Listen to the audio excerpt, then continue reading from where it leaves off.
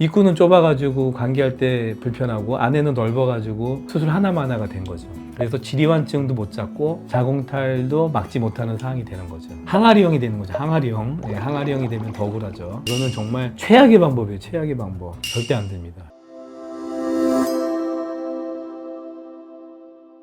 안녕하세요. 산태대의사 원영석입니다. 오늘은 자궁탈 환자들에게 여러 가지 시행할 수 있는 수술법이 있는데 저희 병원에서는 물론 이제 드림코어를 활용해서 수술하고 있는데 아직까지 대부분의 병원에서는 질성형 수술의 일종인 질벽을 잘라내서 좁히는 질축소술을 많이 하고 있는 경향이 있거든요. 그래서 그것이 과연 자궁탈 환자에게 있어서 그냥 효과적인지 또 예방적인 수술로서 괜찮은 건지 뭐 이런 것들을 한번 얘기해 보고자 하는데요. 자궁탈이 아직은 심하지 않아. 한 1도 정도 돼. 저희 병원 같은 경우는 이제 2도부터 수술을 한다고 그랬잖아요. 이게 중앙선을 이제 넘은 거죠. 선을 넘어가면 이제 수술하는데 1기에 해당되는 경우 저희는 굳이 수술을 하지는 않습니다. 그런데 일부 환자들 중에서는 지리완증이 동반되는 경우가 있어요. 결국은 이제 골반저 근육이 약해져서 자궁이 내려온다고 말씀드렸기 때문에 질의 공간이 늘어져 있을 수 있죠. 그러면은 질의 공간이 늘어지면서 그거에 대한 어떤 자신감이 떨어질 수 있어. 부부관계 시에 이거 내가 만족을 잘 못 지키면 어떡하지? 그리고 자궁도 뭐 심하진 않지만 조금 내려왔다는데 이참에 한번 질성형술의 일종인 질축소술을 한번 받아보는 것이 어떨까라는 생각을 할 수가 있는데 일단 물론 저희도 질축소술을 하긴 해요. 하는데 전체 수술 중에 아주 일부일 뿐이에요. 저희는.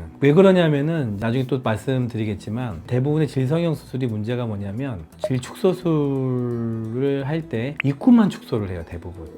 입구와 입구 주변. 그래서 저희는 한계점을 두는 거지. 드림코어라는 자궁탈 교정, 그 다음에 방광류 교정, 요실금 수술 이런 것들 중에 하나예요. 예. 각각의 하나의 일부로서 수술하는 거지. 마치 그것이 전부다. 그것으로 모든 것이 다 해결된다고 생각하시는 분들이 있는 것 같아서 제가 그래서 오늘 그거를 정리해 드리려고 하는데 자, 일단은 이제 경도에 자궁탈이 있으면서 질이완증이 있다고 하면은 질성형 수술이라는 것이 그 안쪽까지 깊숙이 들어가서 좀 봉합을 한다면은 그러면 조금 더 효과가 있긴 하지만 결국은 시간이 지나면 다 늘어나거든요. 그리고 대부분은 그 안에까지 깊숙이 들어가지 못하세요. 왜냐하면 무서워서 출혈이 많기 때문에. 그렇기 때문에 보통 질입구에서 3분의 1 정도까지만 좁히는 수술을 하는데 그런데 문제는 실질적으로 자궁이 내려오게 되면은 저희가 드림코어라고 하는 우리 실리콘 넣는 위치도 거의 자궁 경부에 가깝게 넣거든요. 그러니까는 입구에서부터 3분의 2 이상의 높이에서 넣어요. 적어도. 근데 그냥 밑에서만 수술을 하는 거죠. 그렇게 되기 때문에 자궁이 내려오는 거가 앞으로 1도에서 2도가 될 수도 있겠죠. 근데 그거를 막아줄 수 없다. 왜냐면은 좁히는 부위가 다르기 때문에 자궁은 계속 내려올 수밖에 없어요. 3기까지도 내려옵니다. 3기라는 거는 질입구까지 내려온 건데 질축소술을 해도 결국은 3기까지 내려오는 걸 막을 수 없다. 4기가 되는 거는 이제 입구를 아주 많이 좁히면은 그거는 잠깐 스탑 시킬 수 있어요. 근데 문제는 질입구 축소를 너무 과장되게 하게 되면은 결국은 부부관계 시에 통증이 올 수가 있어요. 특히 이제 폐경 이후의 여성들은 건조증도 있겠죠. 질건조증이 있는 상태에서 입구까지 좁아지면은 성교통이 오는 거예요. 저희도 입구 축소술을 하는 분들은 항문 전이 직장이거든요. 그래서 직장류가 너무 심해가지고 질 점막이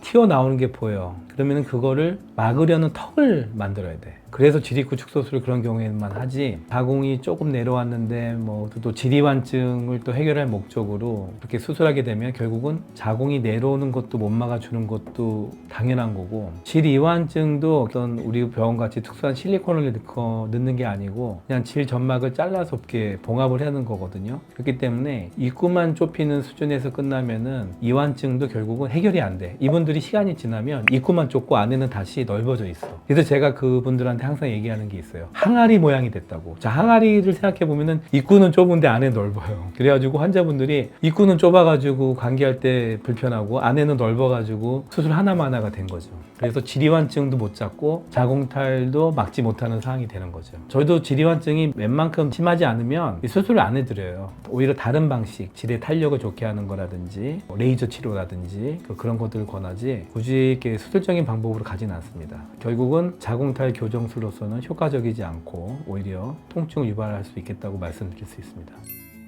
그러니까 자궁탈은이 안 된다고 얘기를 했지만 요실금은 완전히 다른 수술이에요. 우리가 보통 질성형 수술을 할 때 그쪽 병원에서 아마 방광 쪽을 아마 이렇게 째가지고 아마 좁히는 수술을 하는 경우에 이제 뭐 요실금이 효과가 있다고 하는데 그렇지 않습니다. 우리가 요도가 있고 그 다음에 안에 들어간 방광이 있잖아요. 출산하고 나서 골반저 근육이 약해진 분들이 요도도 느슨해진 거예요. 그러니까는 움직임이 이제 심해져. 그래서 기침하면 출렁거리게 되거든요. 그랬을 적에 일반적으로 하는 간단한 방광류 교정술로는 교정이 안 될 뿐만 아니라 오히려 소변이 더 셀 수도 있어요. 요도에 정확하게 중부요도 슬링이라고 해요. 우리가 수술을 그렇게 이름 지은 이유는 요도의 딱 중간 부위에 메쉬를 넣어서 딱 올려줘야지 효과가 있어요. 가끔 재발해서 오시는 분들 보면 그 메쉬가 너무 요도 가까이, 그러니까 입구 쪽에, 요도 입구 쪽에 가 있거나 아니면은 방광 쪽에 치우쳐 있으면은 효과가 좀 있다 말아요. 그래서 정확하게 가운데 넣어야 효과가 있는데 하물며 메쉬를 넣는 것도 아니고 단순히 이제 좀 방광을 살짝 올려주는 이제 그것도 일종의 위쪽을 이제 잘라서 붙인 거죠. 그런 간단한 방광류 교정을 한 건데 그것이 근본적으로 요실금 수술을 하는 거하고는 효과가 상당히 많이 차이난다. 오히려 요실금이 심해질 수 있다. 이런 것들을 조심할 필요가 있습니다. 그리고 그 몇몇 병원에서는요, 제가 오늘도 이제 자궁탈 상담하면서 환자분이 이제 큰 병원에 다녀왔는데 거기서는 하는 얘기가 질입구를 오히려 막으면 어떠냐. 그러니까 축소가 아니야. 막자는 건데 이거는 사실 입구를 심하게 막게 되면은 질 안에서도 분비물이 계속 만들어지거든요. 그런 것들이 배출이 돼야 되고 그런 기능적인 측면도 있고 근데 입구를 완전히 봉해버리면은 당연히 나오는 건 없겠죠. 근데 이거는 생리적으로 올바른 수술법이 아닙니다. 근데 이제 아마 환자분께서 연세가 많으시고 이분이 이미 과거에 자궁을 이제 절제를 해서 없어요. 그러다 보니까 이제 그런 걸 권하셨는데 왜냐면 해줄 게 없으니까. 근데 환자는 불편해 하니까. 그래서 이 폐사리를 그냥 끼고 지내실래요? 아니면 입구를 막으실래요? 이렇게 두 가지 옵션만 주니까 폐사리는 이게 자꾸 주기적으로 소독을 해줘야 될 뿐 아니라 나중에 빠질 수도 있고 염증이나 출혈이 많다고 얘기를 들으셔서 이제 그거는 꺼려하게 되겠죠. 그리고 방금 말씀드린 입구를 아예 막는다는 거는 이거는 정말 최악의 방법이에요. 최악의 방법. 그래서 질축소술 자체도 사실 좋은 수술법이 아닌데 아예 막아버린다면은 질축소술보다 안 좋은 수술법이 되겠죠. 결국은 그 환자분한테 얘기를 했어요. 그렇게 하면 안 되고 드링코아가 그래도 가장 아이디어나 수술법이다. 그랬더니 이제 이해를 하시고 그리고 결국은 이제 저희 방법으로 수술을 이제 하기로 하고 예약을 하고 가셨어요. 그래서 오늘 얘기인데 생각이 나서 축소술 중에서도 제일 최악의 축소술은 입구를 막는 거다. 절대 안 됩니다. 이렇게 하게 되면은 나중에 그 분비물 같은 게 또 그 안에 고여있게 되잖아요. 그런 것들을 생각하면은 절대 안 되죠. 그리고 뭐 다른 방법이 없어서 뭐 아예 입구를 막겠다 하면은 제가 말리진 않겠습니다. 근데 선택의 여지가 없는 게 아니잖아요. 저희가 하는 수술법으로 하면 되는데 그래서 이제 말씀드리는 겁니다.